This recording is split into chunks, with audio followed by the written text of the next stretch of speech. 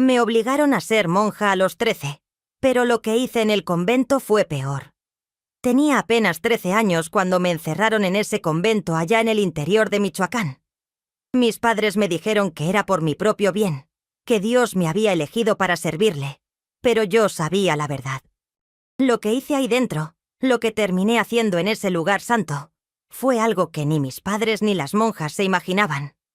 Hasta el día de hoy, cuando miro hacia atrás, todavía me pregunto si lo que hice estuvo bien o mal. Pero una cosa sí les puedo decir.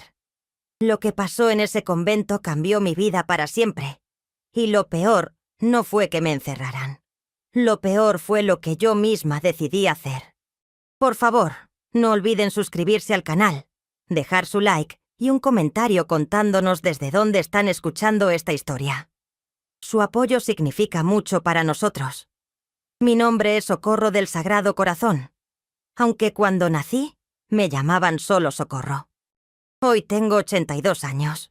Pero esta historia comenzó cuando era solo una niña que corría descalza por los campos de Uruapan, Michoacán, sin saber que mi destino ya estaba decidido desde antes de nacer. Para que entiendan bien lo que me pasó, necesito llevarlos a esos años, a esa vida que tuve antes de que todo cambiara. Necesito que conozcan a la niña que fui, para que comprendan a la mujer en la que me convertí. Eran los años 50, mijo, y la vida en el campo de Michoacán era dura, pero hermosa. Nuestro rancho se llamaba El Aguacate, porque teníamos como 20 árboles de aguacate que mi abuelo había plantado cuando era joven. La casa era de adobe con techo de teja roja. Esas tejas que cuando llovía hacían un ruido bonito, como tamborcitos del cielo. El piso era de tierra pisonada que mi madre barría 3 veces al día con escoba de ramas. Decía que casa limpia era casa bendecida por Dios. Vivíamos ahí mi padre, don Crescencio, mi madre, doña Remedios y mis 5 hermanos. Yo era la segunda hija mujer, la cuarta de todos los hijos. Mi hermana mayor, Luz María, tenía 16 años y ya estaba prometida con un muchacho del pueblo. Mis hermanos varones trabajaban el campo junto con mi padre. Sembraban maíz, frijol, chile y calabaza cuando la tierra daba permiso. Mi padre era un hombre alto, serio, de pocas palabras pero de fe honda. Todos los días, antes de salir al campo, se arrodillaba frente al altar que teníamos en la sala y rezaba el Padre Nuestro con voz fuerte. Nunca salía sin encomendarse a Dios. Usaba siempre un sombrero de palma que había comprado en el tianguis de Uruapan y una camisa blanca que mi madre lavaba cada semana en el lavadero del solar. Sus manos eran grandes, con callos en las palmas de tanto agarrar el azadón. Mi madre era diferente. Era mujer pequeñita, delgada como vara de membrillo, pero fuerte como roble viejo. Tenía el cabello negro, largo hasta la cintura, que trenzaba todas las mañanas con aceite de almendras. Sus manos nunca estaban quietas. Cociendo, cocinando, lavando, cuidando. Decía que mujer ociosa era mujer pecadora. Se levantaba antes de que cantara el gallo, cuando el cielo todavía estaba negro como boca de lobo, y se acostaba cuando ya todos dormíamos. Nunca la vi quejarse. Nunca la escuché decir que estaba cansada. Nuestra vida era sencilla, ¿sabes? Despertábamos con el sol. Yo ayudaba a mi madre a hacer el desayuno. Frijoles recalentados, tortillas hechas a mano en el comal de barro, café negro con piloncillo. A veces, cuando había, huevos de nuestras gallinas.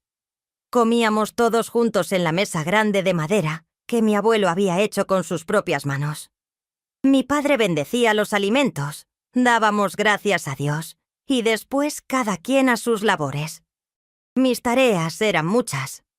Tenía que darles de comer a las gallinas, juntar los huevos, barrer el patio, ayudar a lavar la ropa en el lavadero. Los lunes era día de lavar, y ese era el día más pesado. Teníamos que calentar agua en una olla grande, restregar la ropa en el lavadero de cemento con jabón de pasta, que mi madre hacía con manteca y ceniza. Después tender todo en los mecates que estaban amarrados entre los árboles. Cuando había viento fuerte, las sábanas se movían como fantasmas blancos. Pero también tenía tiempo para jugar. Cuando terminaba mis quehaceres, corría al solar de atrás donde teníamos los aguacates. Me trepaba a los árboles, me escondía entre las ramas, comía aguacates maduros hasta hartarme. Mi amiga del rancho vecino, Consuelo, venía a visitarme y jugábamos a las comiditas con ollitas de barro que hacíamos nosotras mismas con el lodo del arroyo. Hacíamos muñecas de olote de maíz, les poníamos vestidos de hojas y les inventábamos historias. Los domingos eran especiales. Nos arreglábamos con nuestra mejor ropa para ir a misa al pueblo. Yo tenía un vestido azul cielo que mi madre había cosido con una tela que compró con el dinero de vender quesos. Me peinaba con 2 trenzas apretadas y me ponía un listón blanco que guardaba como tesoro. Caminábamos los 3 kilómetros hasta la iglesia del pueblo, bajo el sol que rajaba de verdad la cabeza. La iglesia era grande, de cantera rosa, con un campanario alto que se veía desde lejos. Por dentro olía a incienso, a cera de velas, a flores marchitas. Las bancas eran de madera dura que te dejaba marcadas las nalgas si te sentabas mucho tiempo. Pero me gustaba estar ahí. Me gustaba ver cómo entraba la luz por los vitrales de colores, cómo sonaban las campanas, cómo el padre Eusebio hablaba con voz de trueno desde el púlpito. El padre Eusebio era un hombre mayor, con cabello blanco y cara arrugada como pasa vieja. Siempre hablaba del cielo y del infierno, del pecado y la salvación. Decía que las niñas debían ser puras como la Virgen María, que debían obedecer a sus padres, que debían prepararse para ser buenas esposas o para servir a Dios. Yo escuchaba todo eso sin entender bien qué quería decir. Después de misa, nos quedábamos en la plaza del pueblo. Mi padre conversaba con otros hombres sobre el clima, las cosechas, los precios del mercado. Mi madre hablaba con las comadres sobre remedios caseros, chismes del pueblo, recetas de cocina. Yo corría con otros niños, compraba un dulce de coco con los centavitos que a veces mi padre me daba. Eran momentos felices, sencillos, donde la vida parecía estar en su lugar.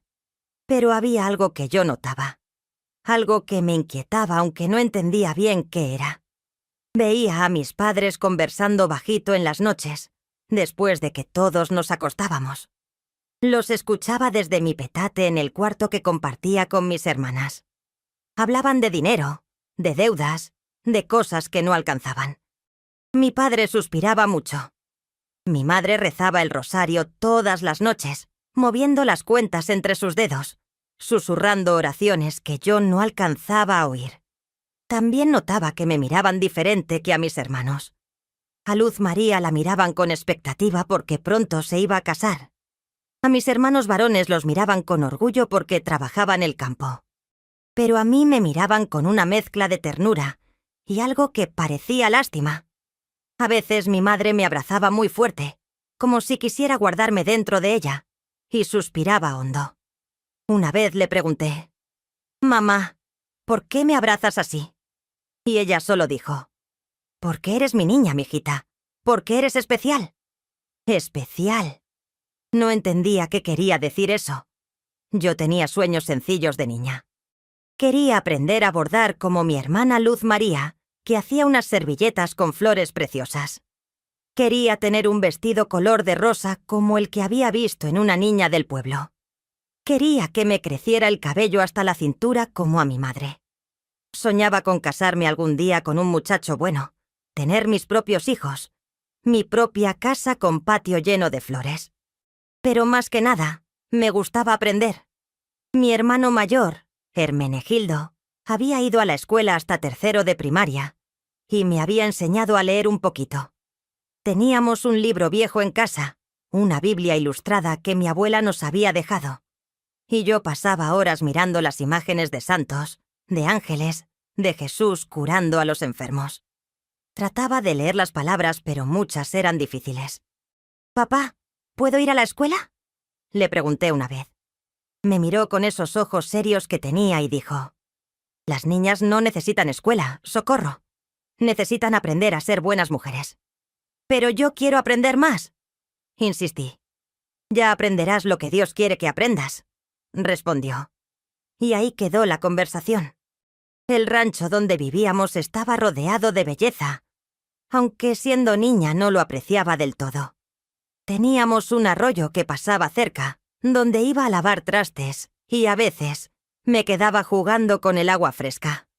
El agua era cristalina, tan clara que se veían las piedras del fondo y los pescaditos pequeños nadando. En tiempo de lluvias, el arroyo crecía y se ponía café, arrastrando ramas y hojas. Los atardeceres eran de colores que ni siquiera sé cómo describir. Naranjas, rosas, morados, todos mezclados en el cielo como pintura derramada. Los pájaros cantaban sus últimas canciones del día y después se quedaban callados. Salían los grillos con su música de siempre y a veces se escuchaban coyotes aullando a lo lejos. Mi madre decía que cuando los coyotes aullaban era porque venía cambio. Las noches eran oscuras de verdad, mijo. No como ahora que hay luces por todos lados. Oscuras como boca de lobo, donde solo veías si había luna llena. Nos alumbrábamos con velas o con el quinqué de aceite que mi padre prendía en la sala. Nos sentábamos alrededor de esa luz amarilla, y mi padre nos contaba historias de cuando era joven, de cómo había conocido a mi madre, de los tiempos de la revolución que su padre le había contado. Yo era feliz en esa vida sencilla. Era feliz comiendo tortillas calientes con sal, corriendo descalza por el patio, durmiendo en mi petate al lado de mis hermanas, escuchando las historias antes de dormir. No necesitaba más. No sabía que existía otro mundo más allá de nuestro rancho, del pueblo, de las montañas que se veían a lo lejos. Pero la felicidad de niña es frágil como ala de mariposa, y la mía estaba por romperse. Todo cambió en mi cumpleaños número 13. Fue un día de marzo, cuando los aguacates empezaban a florecer y el aire olía a tierra mojada de las primeras lluvias. No hubo fiesta, no hubo pastel, no hubo celebración. Solo una conversación que escuché sin querer y que hizo que mi mundo se viniera abajo. Era por la tarde. Yo estaba en el solar recogiendo aguacates que habían caído de los árboles. Algunos ya estaban maduros, otros todavía duros. Los juntaba en un canasto de mimbre cuando escuché voces en la cocina. Era mi padre hablando con mi madre, pero el tono era diferente. Más serio, más pesado. Me acerqué despacito, escondiéndome detrás de la puerta para escuchar mejor. Remedios, ya no hay más remedio. Mi padre decía. El padre Eusebio vino ayer hacia hablar conmigo. Dice que ya es tiempo. Pero es tan chiquita todavía, Crescencio. Mi madre respondió con voz temblorosa. Apenas cumplió 13 años. Por eso mismo, es la edad perfecta. Si esperamos más, va a ser más difícil para ella adaptarse. Mi corazón empezó a latir fuerte. ¿Adaptarse a qué? ¿De qué estaban hablando? ¿Cuándo? Mi madre preguntó después de un silencio largo. En 2 semanas. El convento de las Hermanas de la Caridad en Morelia ya tiene su lugar listo. El padre Eusebio se encargó de todos los arreglos. Convento. La palabra cayó como piedra en mi pecho. Convento de monjas. Me iban a mandar a un convento. Ay, Crescencio. ¿Y si ella no quiere? ¿Y si sufre mucho? Es la voluntad de Dios, mujer. Cuando hicimos la promesa, prometimos que si nos daba una hija sana, la entregaríamos a su servicio. Socorro nació sana, perfecta, cuando los doctores decían que no ibas a poder tener más hijos. Es una niña milagro. Le pertenece a Dios. Promesa. Una promesa que habían hecho antes de que yo naciera.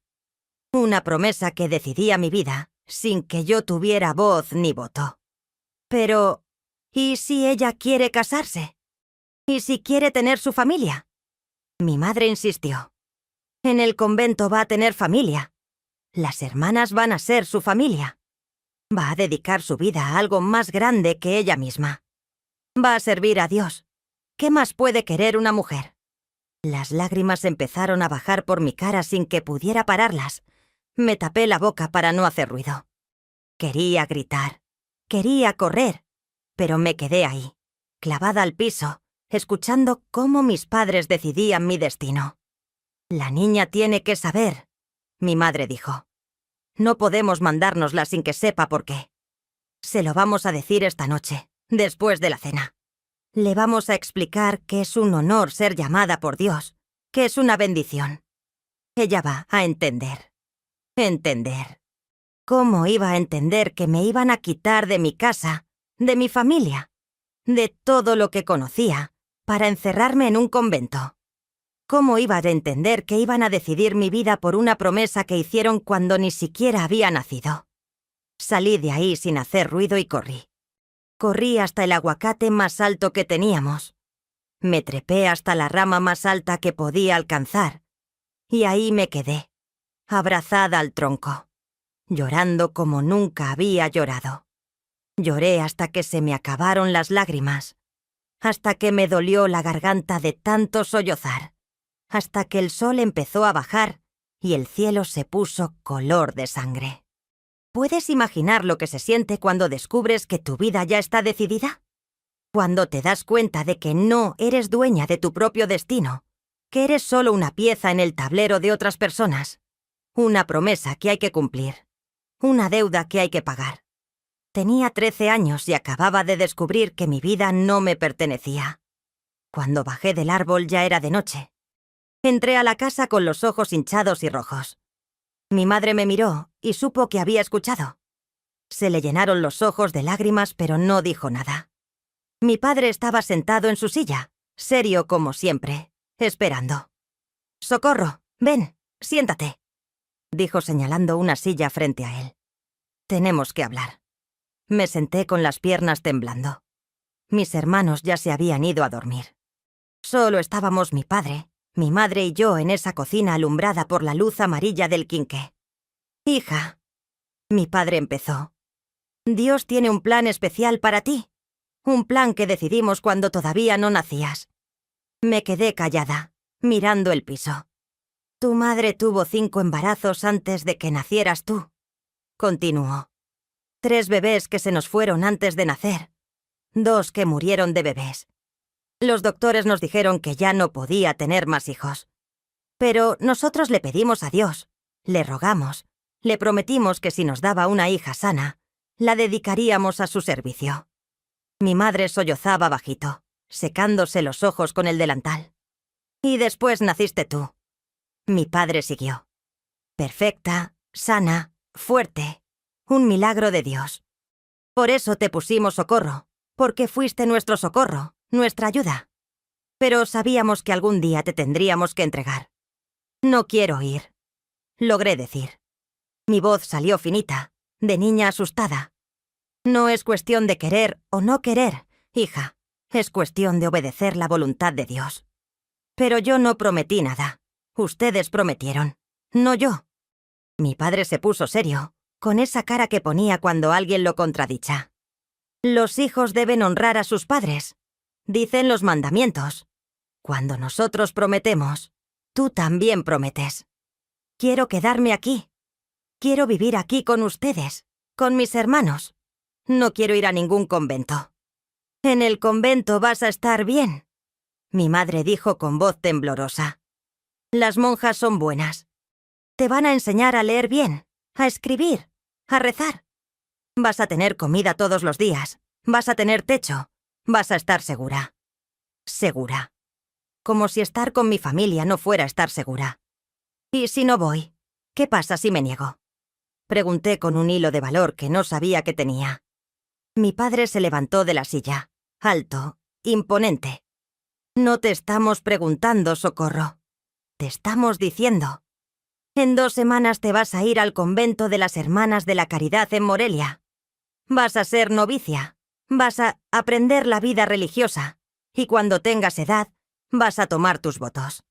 Esta es la voluntad de Dios y la decisión de esta familia». Esa noche, acostada en mi petate, miré al techo oscuro y traté de imaginar cómo sería mi vida. Un convento. Monjas. Oraciones todo el día. encerrada entre paredes, lejos de mi familia, de los aguacates, del arroyo, de todo lo que conocía.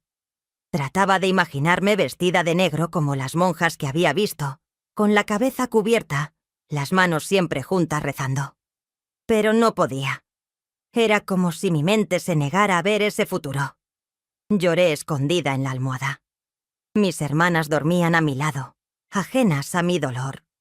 Guadalupe, la más chiquita, roncaba suavecito. Luz María respiraba profundo, soñando seguramente con su boda próxima. Y yo ahí, con el corazón hecho pedazos, sin poder gritar, sin poder escapar. Los días siguientes pasaron como pesadilla lenta. Mi madre empezó a preparar mis cosas. 2 vestidos sencillos, ropa interior, un cepillo para el cabello, un rosario que había sido de mi abuela. Todo lo metió en un baúl pequeño de madera. Cada cosa que guardaba era como una puñalada en mi pecho. «Cuando estés allá vas a tener un hábito nuevo», me dijo un día mientras doblaba mi vestido azul. Las novicias usan gris, después negro cuando toman los votos. No respondí. Ya casi no hablaba. Me había vuelto un fantasma en mi propia casa, cumpliendo mis tareas en silencio, comiendo sin hambre, existiendo sin vivir. Consuelo, mi amiga, vino a visitarme cuando se enteró. «¿Es verdad que te vas a meter de monja?», me preguntó con los ojos muy abiertos. «Me obligan», le dije. «Mis padres hicieron una promesa». «¡Ay, socorro! ¿Y tú qué quieres?» «Yo quiero quedarme. Quiero seguir siendo niña. Quiero tener mi vida. ¿Y por qué no te escapas?». La idea de escaparme me había pasado por la cabeza 1000 veces. Pero, ¿a dónde iba a ir?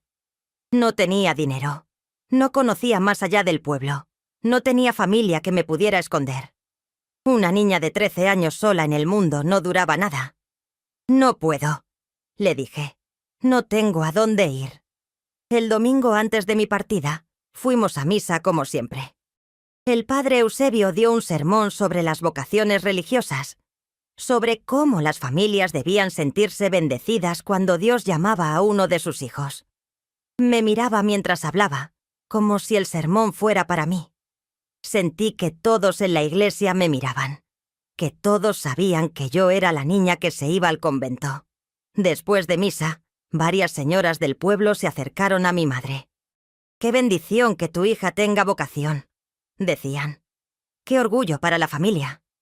Mi madre sonreía y daba las gracias, pero yo veía que sus ojos estaban tristes.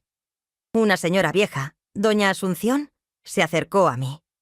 Me puso la mano en la cabeza y dijo: «Vas a ser muy feliz sirviendo a Dios, niña. Es el camino más seguro para una mujer. Allá no vas a sufrir lo que sufrimos las casadas». ¿No iba a sufrir?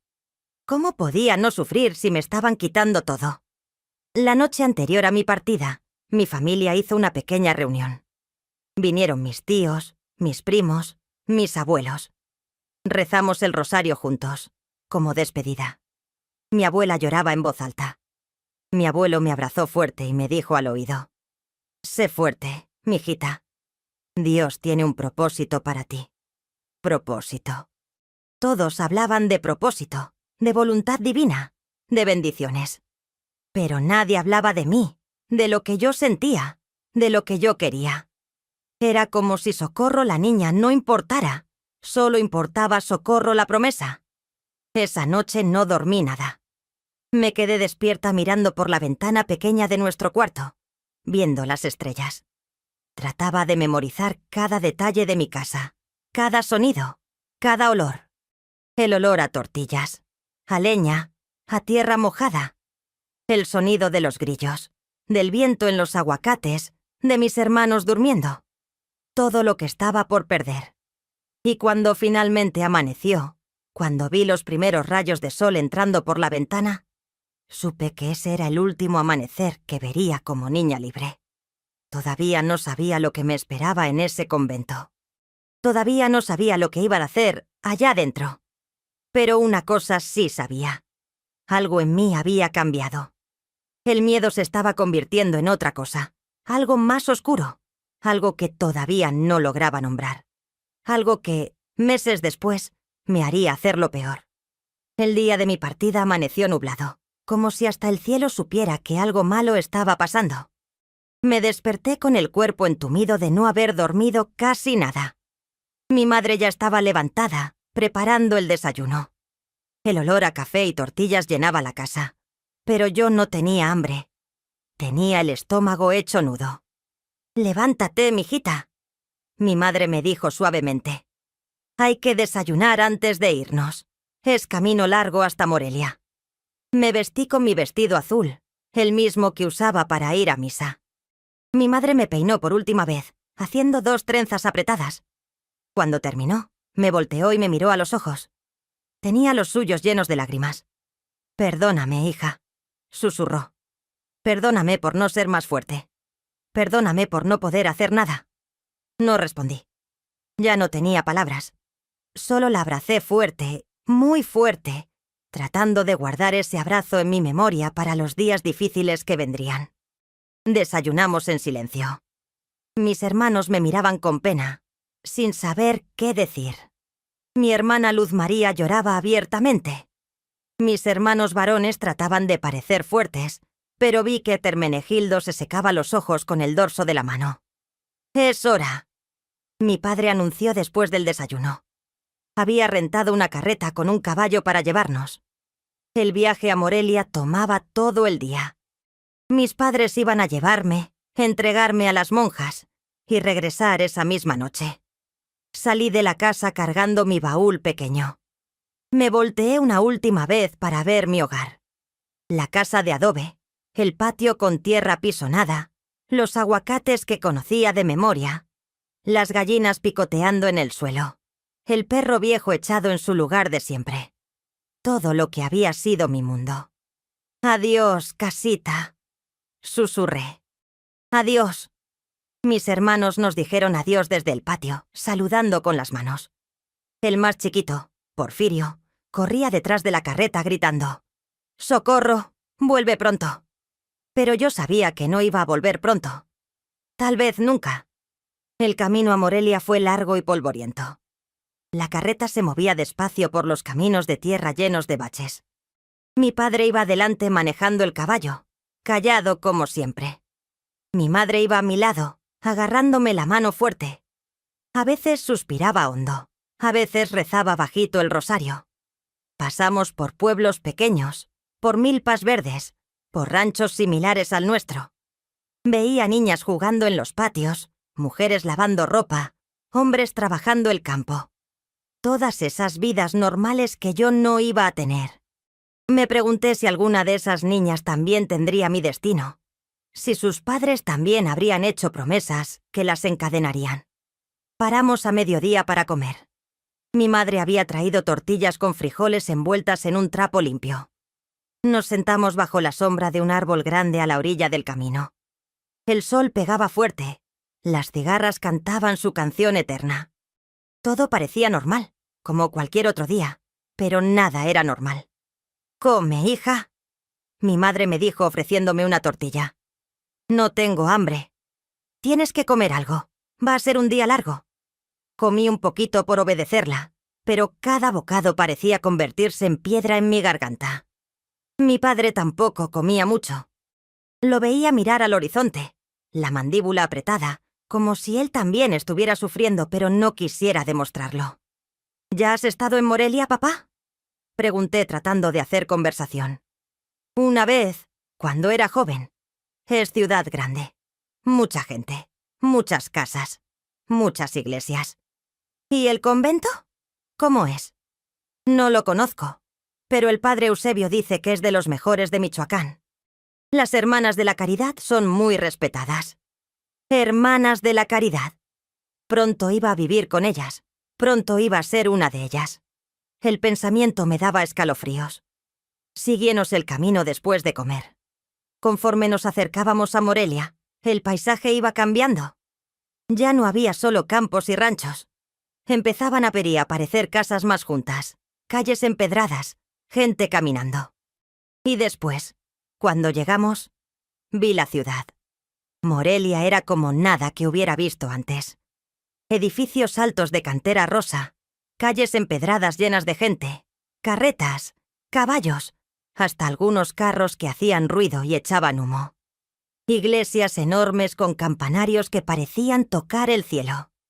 Tiendas con vidrieras llenas de cosas que ni sabía que existían. Gente vestida diferente, hablando fuerte, corriendo de un lado a otro. Me quedé con la boca abierta viendo todo. A pesar de mi tristeza, no podía evitar estar impresionada. Era otro mundo, tan diferente a mi rancho tranquilo. «Cierra la boca, niña», mi padre dijo. «Pareces provinciana». Pero yo era provinciana. Era una niña del campo que nunca había salido de su pueblo, y ahora estaba en una ciudad grande llena de maravillas y terrores. Preguntamos por el convento de las Hermanas de la Caridad. Nos dijeron que estaba en las afueras, cerca de la catedral. Seguimos las indicaciones, el caballo cansado caminando despacio por las calles empedradas. Y finalmente llegamos. El convento era un edificio enorme de cantera rosa con paredes altas, ventanas pequeñas con rejas de hierro y una puerta de madera maciza que parecía la entrada a otro mundo. Arriba de la puerta había una cruz grande y una imagen de la Virgen María. A los lados, jardines bien cuidados con flores que no conocía. Mi padre detuvo la carreta frente a la puerta. Por un momento nadie se movió. Nos quedamos ahí, los tres, sabiendo que cuando bajáramos de esa carreta, todo cambiaría para siempre. «Vamos», mi padre finalmente dijo bajando de la carreta. Me ayudó a bajar. Mis piernas temblaban tanto que casi no podía caminar. Mi madre me agarró del brazo, sosteniéndome. Caminamos hacia esa puerta grande, mi padre cargando mi baúl. Tocó el llamador, un aro de hierro que hizo un ruido fuerte, como de muerte. Esperamos. El silencio era pesado, aplastante. Yo miraba esa puerta cerrada pensando que del otro lado estaba mi nueva vida, mi prisión. La puerta se abrió despacio, rechinando como en las historias de miedo. Una monja apareció. Era viejita, pequeña, toda vestida de negro con solo la cara blanca visible bajo la toca. Tenía lentes gruesos y cara seria. «Buenas tardes», mi padre dijo quitándose el sombrero. «Venimos de Uruapan. Traemos a la niña Socorro. El padre Eusebio debe haber avisado». «Ah, sí», la monja dijo con voz suave pero firme. «Los estábamos esperando. Pasen, por favor». Entramos. La puerta se cerró detrás de nosotros con un sonido que pareció sellar mi destino. Estábamos en un patio grande rodeado de corredores. En el centro había una fuente de piedra con agua cristalina. Todo estaba limpio, ordenado, perfecto. Pero también estaba silencioso. Un silencio que daba miedo. «Soy la hermana Ángeles», la monja dijo. «Soy la maestra de novicias. Yo voy a estar encargada de la educación de Socorro». Nos llevó por los corredores. Los pisos eran de mosaico rojo brillante que reflejaba la luz. Las paredes blancas tenían imágenes de santos y cruces. Pasamos por otras monjas que caminaban en silencio, las manos juntas, los ojos bajos. No hablaban, no nos miraban. Era como un desfile de fantasmas. Llegamos a una oficina pequeña. Había un escritorio de madera, sillas duras, y en la pared un crucifijo enorme con un Jesús sufriente. La hermana Ángeles se sentó detrás del escritorio. Nosotros nos sentamos enfrente. «Antes que nada», empezó la monja, «quiero agradecerles por su generosidad al dedicar a su hija al servicio de Dios. No todas las familias tienen la bendición de dar un hijo a la iglesia». Mi padre asintió con la cabeza, serio. «Socorro va a pasar por un período de formación como novicia. Durante este tiempo aprenderá nuestras reglas, nuestras oraciones, nuestra forma de vida. Si demuestra vocación verdadera, eventualmente tomará sus votos». «¿Puede recibir visitas?», mi madre preguntó con voz temblorosa. «Las novicias pueden recibir visitas de la familia una vez al mes, en el locutorio. Es importante que mantengan contacto con sus seres queridos, pero también que se vayan acostumbrando a su nueva vida. Una vez al mes.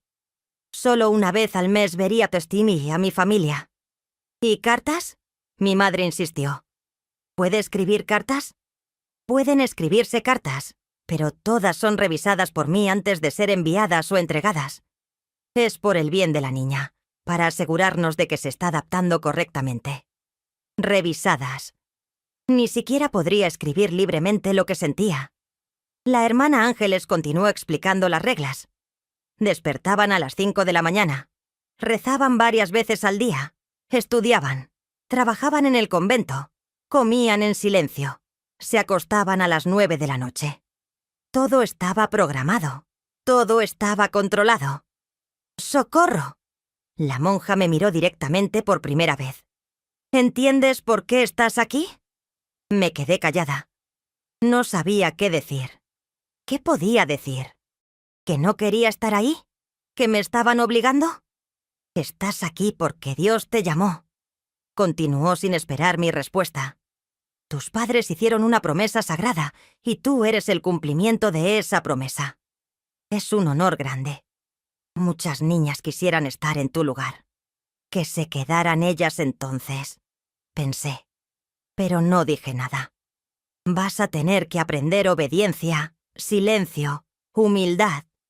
Vas a tener que desprenderte de tu vida anterior y abrazar esta nueva vida. No va a ser fácil, pero si realmente Dios te llamó, vas a encontrar paz. Paz. ¿Cómo iba a encontrar paz en una prisión? Ahora es momento de despedirse. La hermana Ángeles dijo levantándose. Las despedidas largas solo hacen más difícil la separación. Es mejor rápido y limpio. ¿Rápido y limpio? Como si me estuvieran cortando un brazo. Salimos al patio otra vez. Mi madre me abrazó llorando abiertamente. Te voy a extrañar tanto, mijita. Tanto. Pero vas a estar bien. Las hermanas te van a cuidar. Mi padre me puso la mano en la cabeza. Sé obediente, Socorro. Haz que estemos orgullosos. Cumple la promesa. Los abracé a los dos, tratando de no llorar, tratando de ser fuerte. Pero por dentro me estaba rompiendo en 1000 pedazos. Y después se fueron. Subieron a la carreta y se fueron, dejándome ahí parada en ese patio enorme, al lado de la hermana Ángeles, viendo cómo la carreta se alejaba por la calle hasta desaparecer. Me quedé sola. Sola en un lugar extraño, con gente extraña, comenzando una vida que no había elegido. Ven, la hermana Ángeles dijo. Te voy a mostrar tu celda. Celda. Así le llamaban a los cuartos. Como si fuéramos prisioneras. Y yo supongo que eso era exactamente lo que éramos. Los primeros días en el convento fueron como vivir en otro planeta.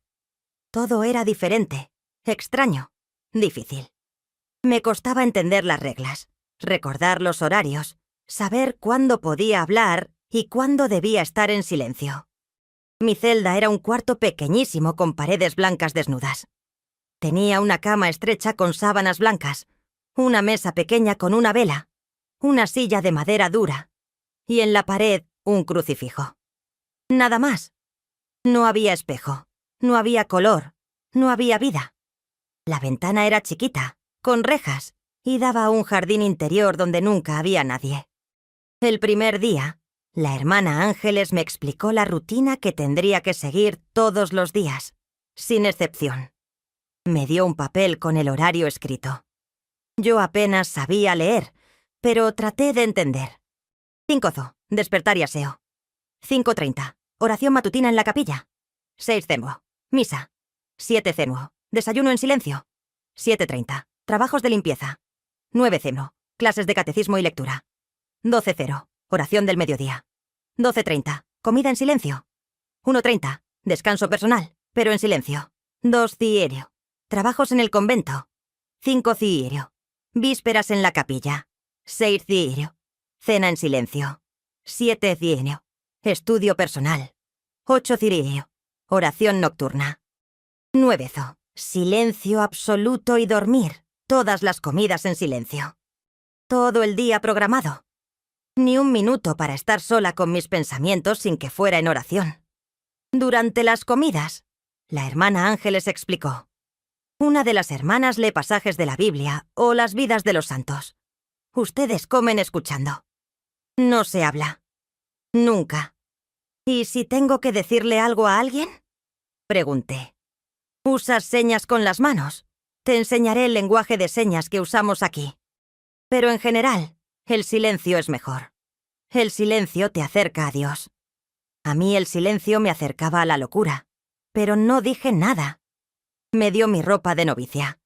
2 vestidos grises simples, sin adornos, que me llegaban hasta los pies. Un delantal blanco. Y una toca blanca que cubría toda mi cabeza y dejaba solo mi cara visible. «Tu cabello», dijo. «Tenemos que cortarlo». ¿Cortarlo? Mi corazón se disparó. Mi cabello largo que mi madre había peinado toda mi vida. Es requisito. Las novicias usan el cabello corto para que no sea una distracción. La vanidad no tiene lugar aquí. Me sentó en una silla y sacó unas tijeras grandes. Yo sentí cada corte como una cuchillada. Vi mis trenzas cayendo al piso, todo ese cabello negro y brillante convirtiéndose en basura. Cuando terminó, pasó su mano por mi cabeza. El cabello me llegaba apenas a las orejas. Tosco, desigual. «Listo», dijo. «Ahora te ves como lo que eres, una sierva de Dios». Me miré en un espejo pequeño que había en la pared. No me reconocí. La niña que me miraba de vuelta parecía un muchacho. Triste, con ojos grandes asustados y cabello horrible. La primera noche dormí poco. La cama era dura, la sábana rasposa. Escuchaba ruidos extraños. Pasos en el corredor, el viento pegando en las ventanas, el sonido de las campanas marcando las horas. A las 12 de la noche sonó una campana. Me asomé por la puerta y vi a varias monjas caminando hacia la capilla. Después me enteré que era para la oración de la medianoche, que algunas hermanas hacían voluntariamente. Este lugar nunca dormía. Siempre había alguien rezando, siempre había campanas, siempre había silencio pesado. El despertador sonó a las 5 en punto. Una monja joven pasó por los cuartos tocando una campanita. «Bendigamos al Señor», decía. Y desde los cuartos se escuchaba la respuesta: «Demos gracias a Dios». Me levanté atontada. Hacía frío. El piso de mosaico estaba helado bajo mis pies descalzos. Me puse el vestido gris y la toca blanca con manos torpes. Salí al corredor donde ya había otras novicias formadas en fila. Éramos como 10. Todas jóvenes, todas con la cara pálida, todas calladas. Caminamos en fila hacia la capilla. La hermana Ángeles iba adelante. Nadie hablaba. Solo se escuchaba el sonido de nuestros pasos en el piso. La capilla era hermosa pero fría. Tenía techo alto con vigas de madera, ventanas de vidrio con imágenes de santos, bancos de madera pulida. Al frente un altar grande con velas prendidas y una imagen enorme de Jesús crucificado. Las monjas ya estaban ahí, arrodilladas, rezando en latín. Nos arrodillamos. Empezó la oración matutina. Era en latín, palabras que no entendía. Las otras novicias parecían saberlas de memoria, movían los labios en silencio. Yo trataba de seguir, pero me perdía. Mis rodillas empezaron a doler en el reclinatorio duro. La oración duró media hora. Media hora de rodillas, rezando palabras que no entendía, en una capilla fría y oscura que apenas empezaba a iluminarse con el amanecer. Después vino la misa.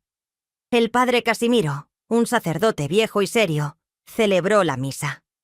Más latín, más oraciones, más arrodillarse y pararse y arrodillarse otra vez. Para cuando terminó, ya tenía las rodillas adoloridas y el estómago gruñendo de hambre. Fuimos al comedor. Era un salón largo con mesas de madera y bancos corridos. Las monjas se sentaban en una mesa, las novicias en otra. Nos sentamos en orden, las manos juntas, esperando la bendición. La hermana superiora, una mujer alta y delgada con cara de palo, bendijo los alimentos. Después empezamos a comer. El desayuno era simple: avena aguada, un pedazo de pan duro, agua. Nada de chocolate, nada de azúcar, nada sabroso. Y mientras comíamos, una monja leía en voz alta desde un púlpito. Santa Teresa de Ávila decía: «El Señor nos libre de monjas tontas». La voz resonaba en el comedor silencioso. Comí la avena que sabía a nada. El pan estaba tan duro que tuve que mojarlo en el agua para poder masticarlo. Miré a las otras novicias. Algunas comían resignadas, otras con lágrimas en los ojos. Una niña que parecía más chica que yo no comía nada, solo miraba su plato. Después del desayuno, nos tocaba limpiar. A mí me asignaron barrer y trapear los corredores. Me dieron una escoba vieja y un trapo mojado. Trabajé 2 horas barriendo y trapeando esos pisos que parecían no tener fin. La espalda me dolía. Las manos se me pusieron rojas del agua fría. A las 9 teníamos clases. La hermana Ángeles nos enseñaba catecismo, lectura y escritura. Éramos las novicias nuevas sentadas en un salón con pupitres viejos. Ella hablaba de los santos, de los mandamientos, de cómo debíamos comportarnos. Una buena monja es invisible, decía. No llama la atención, no tiene ego, no tiene deseos propios. Solo existe para servir a Dios. Invisible, sin deseos, sin vida propia. Eso era lo que querían de nosotras. También nos enseñaba a leer mejor. Yo apenas sabía y ella me daba textos religiosos para practicar. Leía despacio, tropezándome con las palabras. La vida de Santa Rosa de Lima. Los milagros de San Francisco. A la hora de la comida, el mismo ritual. Silencio, comida simple, arroz con frijoles aguados, lectura de las vidas de los santos. Santa Catalina de Siena ayunaba tanto que solo comía la hostia sagrada. La tarde era para trabajar más. A veces en el huerto, sembrando verduras. A veces en la cocina, pelando papas y zanahorias para la cena. A veces en la lavandería, lavando las sábanas y hábitos de todas las monjas. Trabajo duro, callado, sin descanso. Las otras novicias poco a poco empecé a conocerlas. Había una niña llamada Refugio. Tenía 14 años y venía de Pátzcuaro. Sus padres también le habían dado al convento por una promesa. Otra, Concepción, tenía 15. Y ella sí quería estar ahí. Decía que había tenido una visión de la Virgen. Pero la que más me llamó la atención fue Guadalupe. Tenía mi edad, 13 años, y había algo diferente en ella. Mientras las demás novicias caminaban con los ojos bajos, obedientes, ella a veces levantaba la mirada. Mientras las demás nunca cuestionaban nada, yo la veía frunciendo el ceño cuando la hermana Ángeles hablaba. En las noches, cuando se suponía que debíamos estar durmiendo, la escuchaba llorando en su celda que estaba junto a la mía. Una noche me atreví a hablarle. Era contra las reglas, pero no aguanté más. Toqué despacito en la pared que separaba nuestras celdas. Ella tocó de vuelta. Pegué mi boca a la pared y susurré lo más bajo que pude. «¿Guadalupe? ¿Estás bien?» Silencio. Pensé que no me había oído o que no iba a responder. Pero después escuché su voz, también susurrando. «No, no estoy bien. Odio este lugar». «Yo también», admití.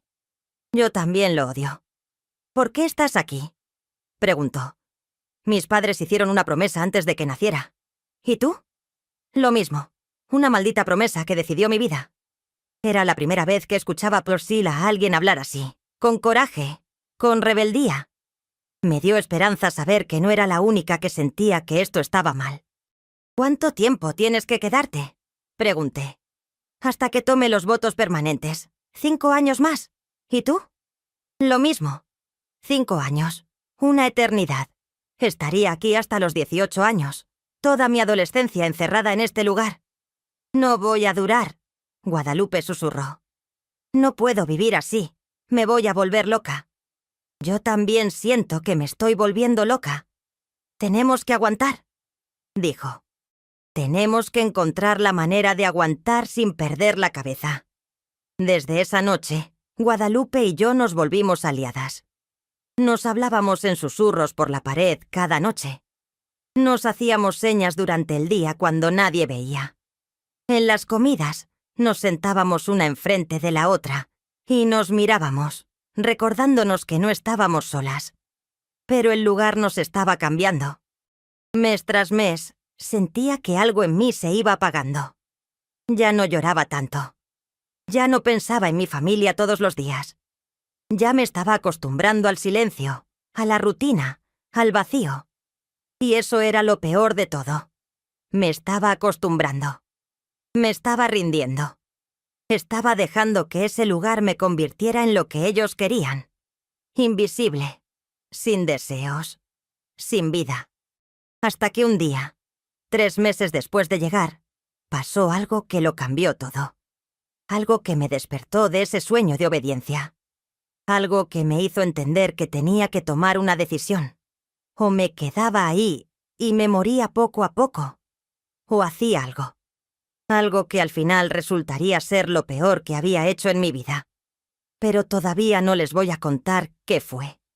Primero necesitan entender lo que realmente estaba pasando en ese convento.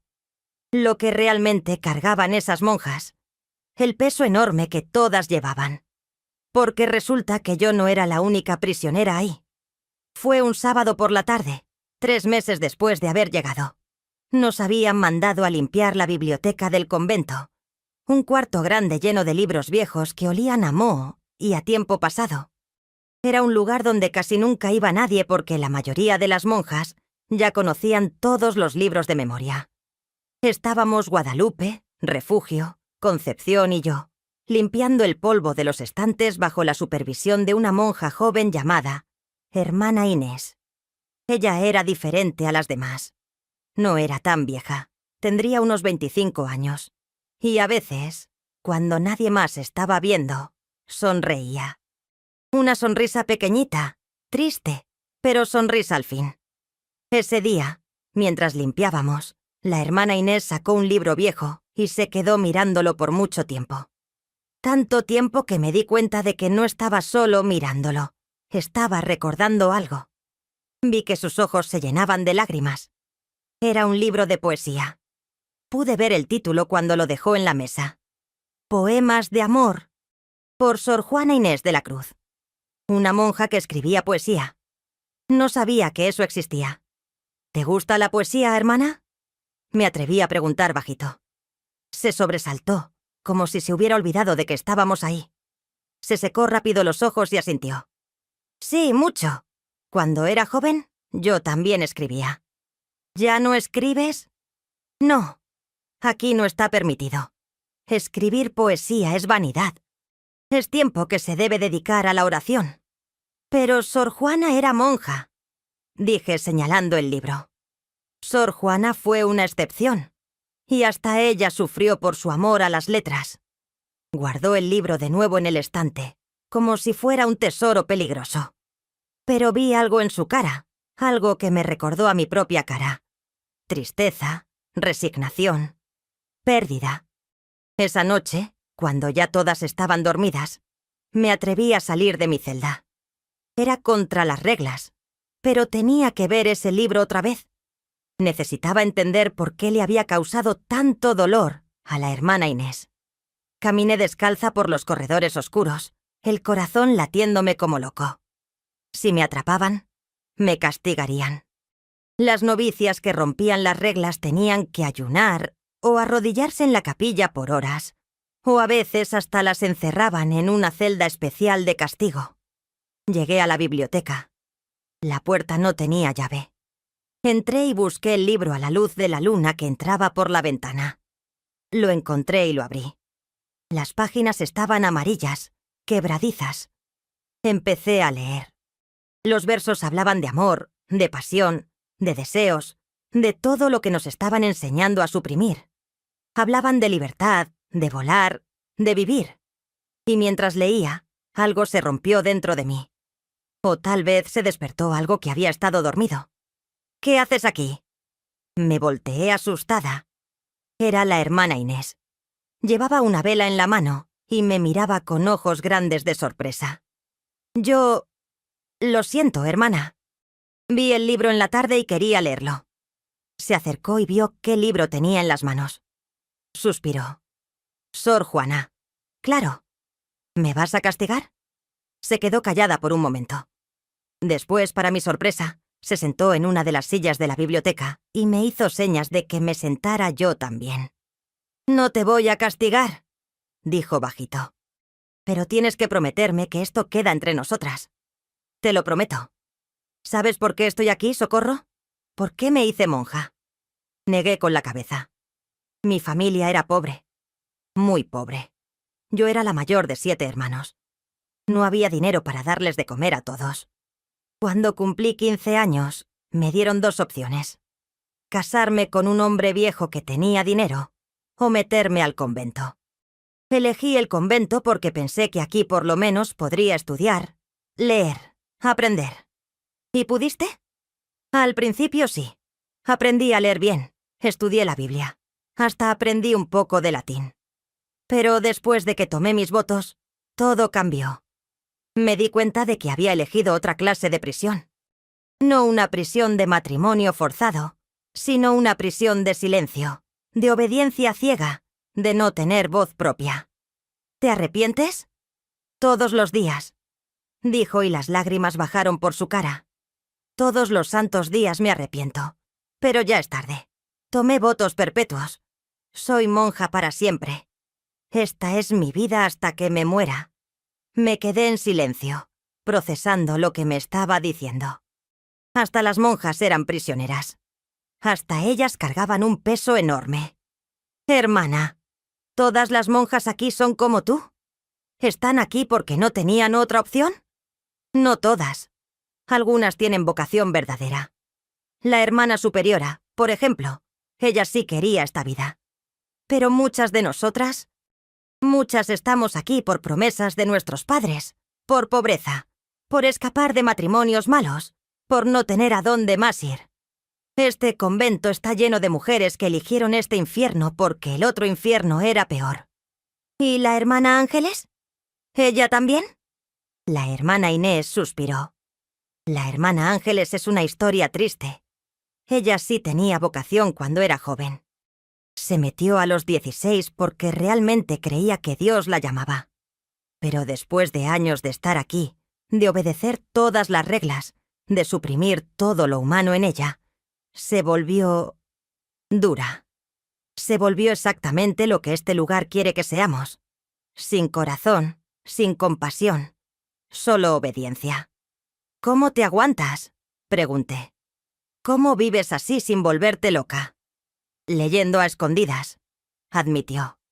Escribiendo poemas que después quemo para que nadie los encuentre. Soñando con la vida que pude haber tenido. Y a veces, cuando ya no aguanto más, lloro en mi celda hasta quedarme dormida. Las dos nos quedamos ahí en silencio, en esa biblioteca oscura, 2 prisioneras compartiendo su dolor. ¡Socorro!, dijo finalmente. Tú todavía eres novicia. Todavía no has tomado tus votos perpetuos. Todavía puedes irte si realmente quieres. Es difícil. Tus padres se van a enojar. La iglesia te va a juzgar. Pero se puede. ¿De verdad? De verdad. He visto novicias que se fueron. Es raro, pero pasa. Tienes que esperar a que tus padres te visiten y hablar con ellos. O escribirles una carta explicando que no tienes vocación. O simplemente escapar. Escapar. La palabra resonó en mi cabeza como campana. ¿Podía? ¿Realmente podía escaparme? Pero tienes que decidir pronto, continuó la hermana Inés. Porque entre más tiempo pases aquí, más difícil se vuelve irse. Este lugar te va domando poco a poco, como caballo salvaje. Hasta que un día miras atrás y ya no sabes quién eras antes. Ya no recuerdas cómo se sentía ser libre. Esa conversación cambió todo. Esa noche, cuando regresé a mi celda, no pude dormir. Me quedé despierta pensando. La hermana Inés tenía razón. Entre más tiempo pasara ahí, más difícil sería irme. Ya llevaba 3 meses y ya sentía que me estaba acostumbrando, que me estaba resignando. Pero, ¿cómo iba a escapar? ¿A dónde iba a ir? No tenía dinero. No conocía a nadie fuera del convento. Si me iba, mis padres me buscarían.